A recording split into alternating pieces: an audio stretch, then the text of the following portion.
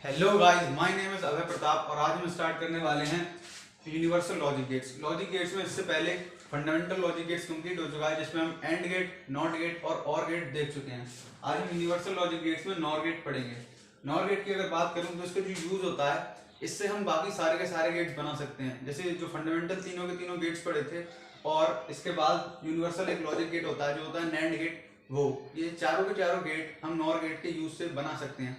Different combination से हम nor gate के चारों गेट बना सकते हैं।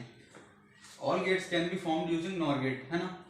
बूलियन एक्सप्रेशन जो होता है इसका, Boolean expression y is equal to A plus B bar. A plus B जो आउटपुट होता है वो और गेट का होता है, और बार का मतलब ऊपर जब किसी पर भी बार लगा होता है बूलियन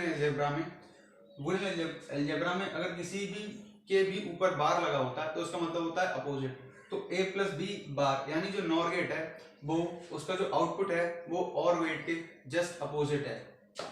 सर्किट सिंबल इसका कुछ ऐसा दिखता है, जो और गेट के यहाँ पर अगर हम सर्कल बना देंगे तो ये नॉर गेट का सिंबल हो जाता है। आउटपुट वही इसका y is equal to A plus B bar आता है। ए और बी इनपुट्स हैं। अगर मैं इसके ट्रुथ टेबल की बात करूं तो जब ए जीरो होता है, जीरो यानी वही लो और वन यानी हाई या फिर ऑफ और ऑन रिस्पेक्टिवली, ए जीरो होता है और बी जीरो होता है, तब जो और गेट था उसमें जीरो आता था। लेकिन नॉर गेट और गेट का जस्ट अपोजिट है, तो जीरो की जगह पर वन आएगा। अगर ए जीरो है और बी वन है तो जो और गेट था उसमें वन आता था आउटपुट, लेकिन जो नॉर गेट है वहां का आउटपुट इस बार जीरो आएगा। वन जीरो पर और गेट में वन आता था, लेकिन नॉर गेट में इसके जस्ट अपोजिट यानी जीरो आएगा। और ए वन हो बी वन हो तब जो और गेट था उसमें आउटपुट वन आता था, लेकिन जो नॉर गेट है इसमें आउटपुट और के जस्ट अपोजिट जीरो आएगा। अगर हम सर्किट डायग्राम की इसकी बात करें तो अभी प्रेजेंट कंडीशन में जो सर्किट है वो स्टार्टिंग कंडीशन है, मतलब 0 0 और 1। तो अगर हम इस सर्किट को देखें तो सर्किट में पूरा जो पास है कंप्लीट है। बल्ब इस टाइम ऑन है यानी कि जल रहा होगा, लेकिन 0 0 की कंडीशन में, मतलब ये की भी ऑफ है और ये की भी ऑफ है यानी कि ओपन है। जब अगली कंडीशन देखें तो जब मेरे पास ए जीरो है और बी वन है यानी कि जो की K2 है वो क्लोज हो चुकी है। तो जब ये की K2 क्लोज हो जाएगी तो होगा क्या, ये बल्ब जो है वो जलना बंद हो जाएगा। ऐसा क्यों होगा? क्योंकि जो करंट होता है वो हमेशा लो रेजिस्टेंस पाथ को फॉलो कर रहा होता है। जो करंट होता है वो हमेशा लो रेजिस्टेंस पाथ को फॉलो कर रहा होता है। तो जो बल्ब का रेजिस्टेंस होगा वो इस वायर के या इस पूरी ब्रांच के कंपैरिजन में बहुत ही कम होगा। सॉरी, जो बल्ब का रेजिस्टेंस होगा वो इस पूरी ब्रांच के कंपैरिजन में बहुत ज्यादा होगा। तो सारा का सारा करंट जो है बल्ब के पास ना जाकर इस ब्रांच से पास हो जाएगा, जिससे जो बल्ब है हमारा वो जल नहीं पाएगा। तो होगा क्या, ये की जैसे ही क्लोज होगी सारा का सारा करंट इधर से वापस से बैटरी में आ जाएगा। तो यानी जो 0 1 की कंडीशन में जो नॉर गेट का आउटपुट है वो 0 आ जाएगा, यानी जो बल्ब है ये ऑफ हो जाएगा। नेक्स्ट कंडीशन देखें तो 1 0 की कंडीशन है, यानी इस बार जो है की K2 तो ओपन है लेकिन की K1 क्लोज हो चुकी है। इस बार ये वाली की क्लोज्ड है। तो अगेन वही कंडीशन होनी है कि सारा का सारा करंट अगेन इस बार इस पास से होकर के वापस बैटरी में आ जाएगा, बल्ब के पास नहीं जाएगा। तो इस बार भी जो बल्ब है वो ऑफ रहेगा। अगर सबसे लास्ट कंडीशन देखें 1 1 की कंडीशन, यानी ये दोनों स्विच ओपन सॉरी क्लोज्ड हैं यानी ऑन है, तो इस बार अगेन ये वाली ब्रांच से भी करंट वापस आ जाएगा और बल्ब के पास नहीं जाएगा। तो बल्ब फिर से ऑफ रहेगा, यानी आउटपुट फिर से 0 आने वाला है नॉर गेट में।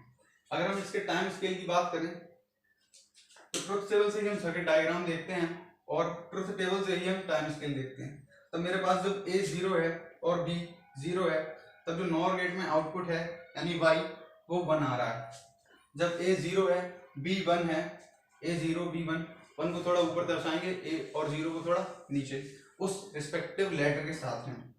तो जब A 0 है B 1 है यानी ये कंडीशन है, तो जो Y यानी आउटपुट है वह 0 आ रहा है। जब A 1 है B 0 है यानी 1 और 0, तब जो Y आउटपुट है वो भी 0 आ रहा है।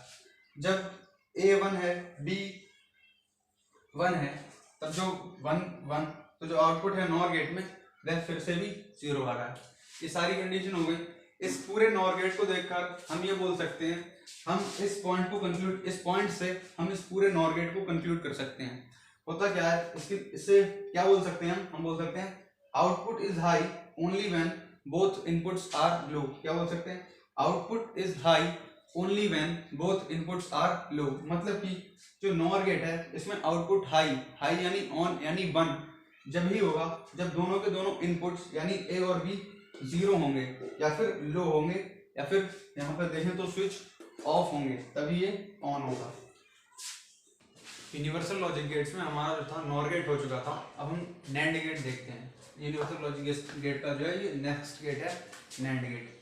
इसका भी वही यूज है कि नैंड गेट के यूज से भी हम बाकी सारे गेट बना सकते हैं। सारे मतलब फंडामेंटल गेट तीनों, और गेट, नॉट गेट और एंड गेट, और जो नॉर गेट अभी पीछे पड़ा था वो, इस नैंड गेट के यूज से हम बना सकते हैं।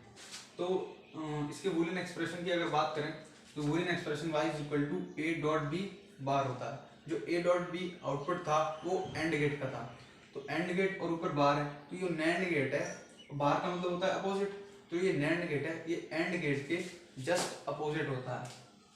अगर इसके सिंबल की बात करें, अगर इसके सर्किट सिंबल की बात करें तो सर्किट सिंबल इसका कुछ ऐसा दिखता है जहाँ पर a और b इनपुट्स हैं और y is equal to y output है, जहाँ पर y is equal to a dot b पर बार आता है। ट्रुथ टेबल इसका कुछ ऐसा दिखता है, तो ट्रुथ टेबल से सर्किट डायग्राम टैली होता है और वहीं से हम टाइम स्केल देखते हैं। अगर इसके ट्रुथ टेबल की बात करें तो जब a 0 और b 0 है तब जो एंड गेट था वहाँ पर 0 आता था, लेकिन जो नैंड गेट है वहाँ पर एंड से जस्ट अपोजिट है, तो 0 की जगह जब 0 में एंड में 0 है तो नैंड में वहाँ पर 1 होगा। जब a 0 b 1 है तो एंड में 0 होता था, लेकिन नैंड में वहीं पर 1 होगा। जब a 1 और b 0 था, जब a 1 और b 0 है मेरे पास तो एंड में 0 होता था, लेकिन नैंड में वहीं पर 1 होगा। तो मेरे पास a 1 b 1 है तो जो एंड था वहां पर 1 होता था, लेकिन नैंड इसके जस्ट अपोजिट होगा, तो नैंड में 1 की जगह पर 0 आएगा। अगर इससे हम सर्किट डायग्राम समझें तो अभी प्रेजेंट कंडीशन में जो सर्किट है हमारा वो इस फर्स्ट कंडीशन में है। फर्स्ट कंडीशन मतलब ये स्विच भी ओपन है, यहाँ पर 0 यहाँ पर 0, तो ये स्विच भी ओपन है यानी ऑफ है और ये स्विच भी ऑफ है। इस कंडीशन में जो है बल्ब हमारा जो बल्ब है वहां पर सर्किट पूरा कंप्लीट है और जो बल्ब है वो ऑन होगा यानी कि जल रहा होगा।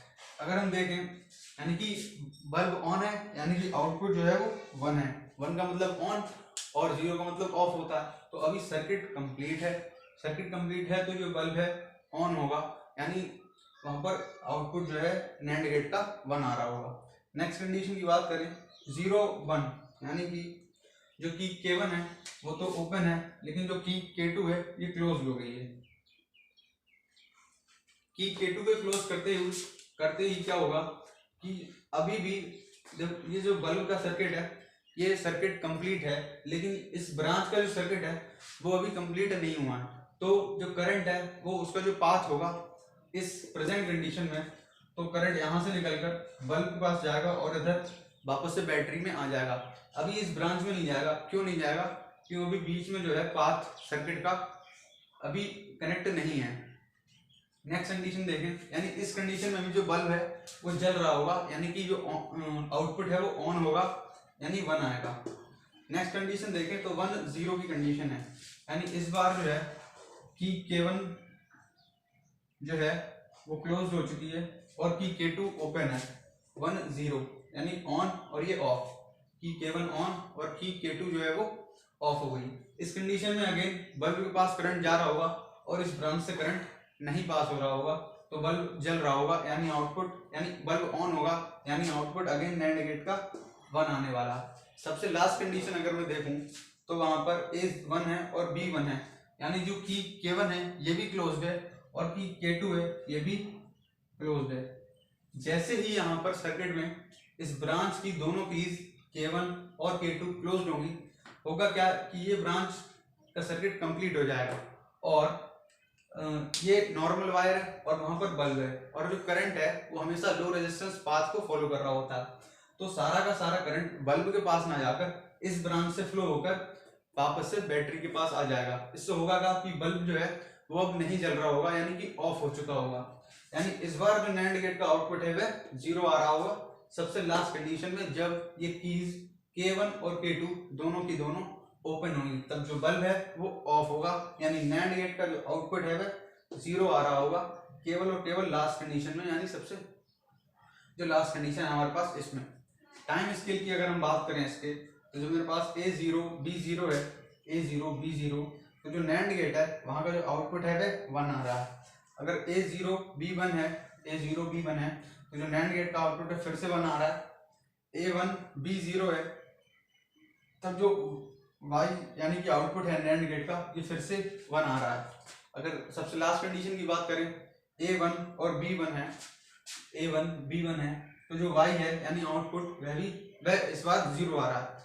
अगर इस पूरे नैंड गेट की मैं बात करूं, तो इस पूरे नैंड गेट को हम इस पॉइंट से, इस पर्टिकुलर पॉइंट से कंक्लूड कर सकते हैं। क्या कह रहा है ये point? Output is low only when both inputs are high. मतलब जो आउटपुट है यानी नैंड गेट का आउटपुट है यह लो जब ही होगा, यानी 0, नैंड गेट के आउटपुट में 0 जब होगा जब A और B दोनों के दोनों इनपुट्स लो होंगे, यानी कि A और B दोनों के दोनों इनपुट्स हाई होंगे, यानी A और B दोनों जगह पर जब 1 होगा तभी नैंड गेट का जो आउटपुट है वो 0 होगा, यानी कि लो होगा। इसको दूसरे तरीके से बोलें तो output is high when any input is low. मतलब नैंड गेट का जो आउटपुट है वो हाई होगा, यानी उसमें 1 आ रहा होगा कब? जब A और B कोई से भी इनपुट जो है लो होंगे, या A या B या दोनों जब इनपुट लो होंगे तो जो नैंड गेट का आउटपुट है ये हाई आ रहा होगा। इसके बाद हम देखेंगे कि नैंड गेट के यूज से हम कैसे NOR gate, NOT gate, AND gate OR gate बना सकते हैं। हमारे जो है ये फंडामेंटल लॉजिक गेट्स और यूनिवर्सल लॉजिक गेट्स दोनों कंप्लीट हो चुके हैं। अब हम देखते हैं कि हम नॉर गेट के यूज से कैसे डिफरेंट गेट्स बना सकते हैं और नैंड गेट के यूज से कैसे डिफरेंट गेट्स बना सकते हैं। तो अगर मैं बात करूं नॉट गेट बनाना है अगर मेरे को नॉर गेट से, तो एक नॉर गेट चाहिए होगा। अगर मेरे को और गेट बनाना है नॉर गेट से तो 2 नॉर गेट चाहिए। एंड गेट बनाना तो 3 नॉर गेट चाहिए। और अगर मेरे को नॉर गेट से नैंड गेट बनाना तो 4 चाहिए होंगे मेरे को। अगर मैं बात करूं कि नैंड गेट से कैसे डिफरेंट गेट्स बना सकते हैं, तो नॉट गेट बनाने के लिए अगेन नैंड गेट 1 चाहिए। एंड गेट बनाने के लिए, नैंड से एंड गेट बनाने के लिए 2 चाहिए। और गेट बनाने के लिए 3 नैंड गेट चाहिए। और नॉर गेट बनाने के लिए 4 नैंड गेट चाहिए होंगे। इसके आगे क्वेश्चन स्टार्ट करेंगे हम।